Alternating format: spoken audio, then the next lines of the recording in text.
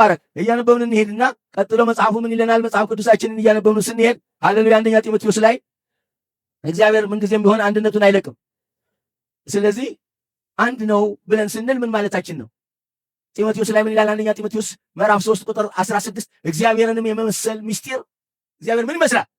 ካሜራ ያዙ፣ ሁላችሁ ካሜራ ያዙና ምን ይመስላል? አሁን በካሜራ ልናነሳው ነው፣ በእምነት ካሜራ። አሜን። ምን ይመስላል? እግዚአብሔር እንዲህ ይመስላል አለ። እግዚአብሔርንም የመምሰል ምስጢር ያለ ጥርጥር ታላቅ ነው፣ እንዳትጠራጠር አንተ ተጠራጣሪ። እግዚአብሔርን የመምሰል ምስጢር ያለ ጥርጥር ታላቅ ነው፣ በስጋ የተገለጠ። ብዙ ሰዎች ምንድን ነው የሚሉት? እግዚአብሔር በእግዚአብሔር ተገልጧል ይላል። እንዴት አድርጎ? ሁለት እግዚአብሔር መሆን ከእግዚአብሔር ይራቅ። እግዚአብሔር ደግሞ ምን ይላል መሰላችሁ? ሁለት ማድረግ ከእናንተ ይራቅ ይላል። ሁለት እግዚአብሔር አለ። እግዚአብሔር አንድ ከሆነ በምን ተገለጠ? በስጋ ተገለጠ። አለቀ። ቃል ምን ሆነ? የእግዚአብሔር ቃል ስጋ ሆነ፣ ጸጋና እውነት ተሞልቶ በእኛ አደረ። ምን ተባለ? አማኑኤል ተባለ። አማኑኤል ማለት ምን ማለት ነው? በስጋ የተገለጠ ማለት ነው። ስሙ ማን ይሁን ተባለ? ገብርኤል መልአክ ምን አለ? ስሙን ግን ኢየሱስ በሉት፣ ሕዝቡን ከኃጢአታቸው ዋና የምትፈልጉት ከኃጢአት መዳን ነው ወይስ ሃይማኖት መቀበል ነው የምትፈልጉት? በኢየሱስም ከኛ ይራቅ ሃይማኖት፣ መዳን ነው የምንፈልገው።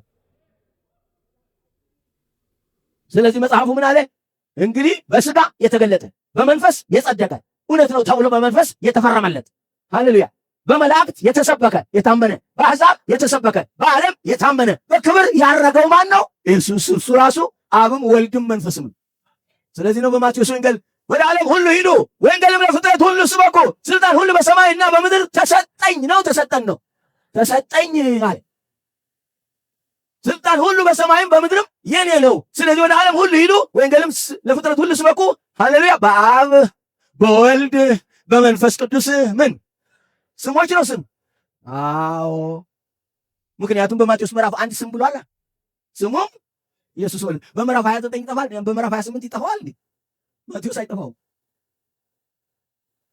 በምዕራፍ 1 ላይ መንፈስ ቅዱስ ይጸነሳል፣ ልጅ ሆኖ ይወለዳል፣ እርሱም አማኑኤል ነው፣ እግዚአብሔር ከኛ ጋር ማለት ነው። ስሙን ግን አማኑኤል በሉት ነው። ስሙን ልጅ በሉት ነው። ስሙን ወልድ በሉት ነው። ስሙን ግን ኢየሱስ በሉ ብላ ትጠራዋለች፣ ይጠሩታል። እና ከኃጢአት የሚያድን ማለት ነው። በአይሁድ ስራ ማነው ትርጓሜ ወይም የሐሽዋ ማለት ምን ማለት ነው? መድኃኒት ማለት ነው። ስሙን የሐሽዋ በሉት፣ መድኃኒት በሉት ተብሎ ተነገረ።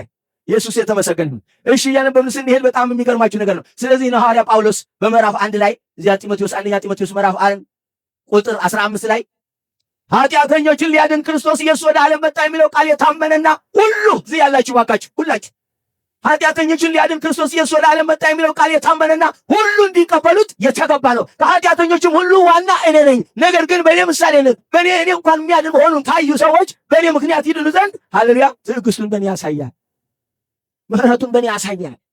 በጣም ደስ ይላል። ከዛ በኋላ ምን አለ ቀጥሎ?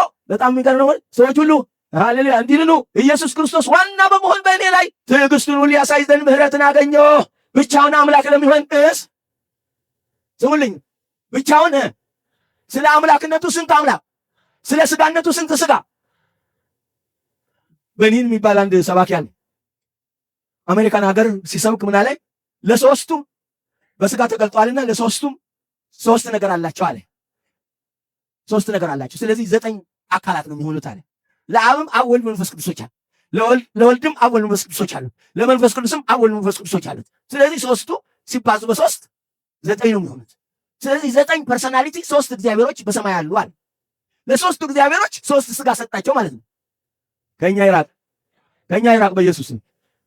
ስለዚህ እግዚአብሔር በስጋ ተገለጠ የሚለው ለወልድ ብቻ ሳይሆን ለእግዚአብሔር ወልድ ብቻ ሳይሆን ለእግዚአብሔር አብ እግዚአብሔር በስጋ ተገለጠ፣ ለእግዚአብሔር መንፈስ ቅዱስም እግዚአብሔር በስጋ ተገለጠ፣ ለእግዚአብሔር አብ ራሳቸው በስጋ ተገለጡ። ስለዚህ ስንት ስጋ ነው የምንለብሰው? ጉድ ፈጠጥ አይደለም እንደዚህ ላይ ብዙ ችግር ተፈጠረ። ከዛ መጽሐፍ ቅዱሳችን አሁን በጣም ትልቅ ነውጥ ነው ያለው። በአሜሪካን ሀገር ውስጥ ትልቅ ነውጥ ነው ያለው። እንደዚህ ነው የሚላል። እዚህ ሀገራችን ላይ በአማራ ሀገር ውስጥ 9 መለኮት አለ በሰማይ ብለው በአጠና የሚጠፋጨፉ ሰዎች አሉ።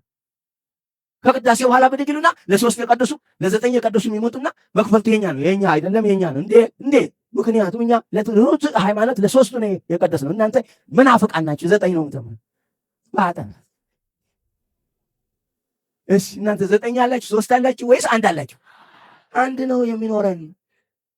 ታሪክ እየተሰራ ነው ያለው። በሀገራችንም ትልቅ ታሪክ እየተሰራ ነው። 9 መለኮት በሚሉት 5 መለኮት የሚሉ ደግሞ አሉ። ማነው 5 ፐርሰንት የሚሉ አሉ። በሮማ አካባቢ ምንድን ነው የሚሉት? አብ ወልድ መንፈስ ቅዱስ ከአብ ወጣ፣ መንፈስ ቅዱስ ከወልድ ወጣ ይላል። 2 መንፈስ ቅዱሶች ደግሞ ጨመሩ እና ምንድን ነው የሚሉት? የግሪክ ኦርቶዶክሶች በቃ በፍጹም እኛ ሁለተኛውን መንፈስ ቅዱስ አንቀበልም። እኛ እንዴት አትቀበሉም? ከእግዚአብሔር አብ እሳቸው እኮ እግዚአብሔር አብ እኮ ከእግዚአብሔር ማነው እግዚአብሔር ወልድ እኮ ከእግዚአብሔር አብ እኩል ናቸው። ምንም የሚያንሱት ነገር የላቸውም። እሳቸው መንፈስ ቅዱስ ካወጡ እሳቸው መንፈስ ቅዱስ ያወጣሉ ተባለ። በጣም እኮ ትልቅ ችግር ነው። ስለዚህ ነው ከአንድ ጋር ተቀበራችሁ የሚለው መጽሐፍ ቅዱሳችን። ከስንት ጋር ተቀበራችሁ ይላል? ቆላሲስ ላይ ቆላሲስ ላይ ተመስገን።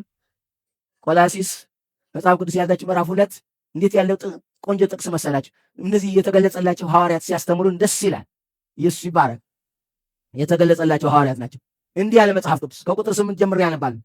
እንደ ክርስቶስ ትምህርት ሳይሆን እንደ ሰው ወግና እንደ ዓለማዊ እንደ መጀመሪያ ባለ ፍልስፍና፣ ሃሌሉያ፣ በፍልስፍና በከንቱ መታለል ማንም እንዳይማርካችሁ ተጠበቁ። በእርሱ በሉልኛ፣ በእርሱ የመለኮት ሙላት ግማሹ ነው፣ 1/3 ነው። ሁሉ በሉልኝ፣ ሁሉ በሉልኝ። እኛ አማርኛ እያጠናን ነው የምናነበው መጽሐፍ ቅዱሳችን። ሰው ሁሉ ዝም ብሎ ነው አድርጎ የሚያለም። አይ እኔ አልፈልግም እንደሱ። አንድ በአንድ ፊደል ስሳድስ ሶሳበ ሲሳልስ ራራበ እያልኩ ነው የማነበው። ምክንያቱም ሰዎች ሁሉ ሳልሱንም ሳድስ አድርገው ሳድሱንም ሳልስ አድርገው ሲያነብ ችግር ተፈጥሯል። በኢየሱስም ከኛ ይራቅ። እንዲህ ይላል መጽሐፉ። በደንብ አድርጋችሁ አስተውሉ። እንዲህ አለ። እሺ በእርሱ የመለኮት ሙላት ሁሉ በሰውነት በምን በሰውነት በስጋ ተገልጦ ይሰነብታል ነው ይኖራል። 1 ሳምንት ይቆያል ነው ይኖራል።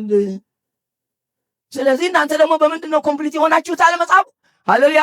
በክርስቶስ የስጋን ሰውነት በመከፈፍ ይቅርታ፣ ከላይ ቁጥር 9 ላይ ነው ያለሁት። ቁጥር 10 ለአለቅነትና ለስልጣናትም ሁሉ ራስ በሆነ በእርሱ ሆናችሁ ተሞልታችኋል።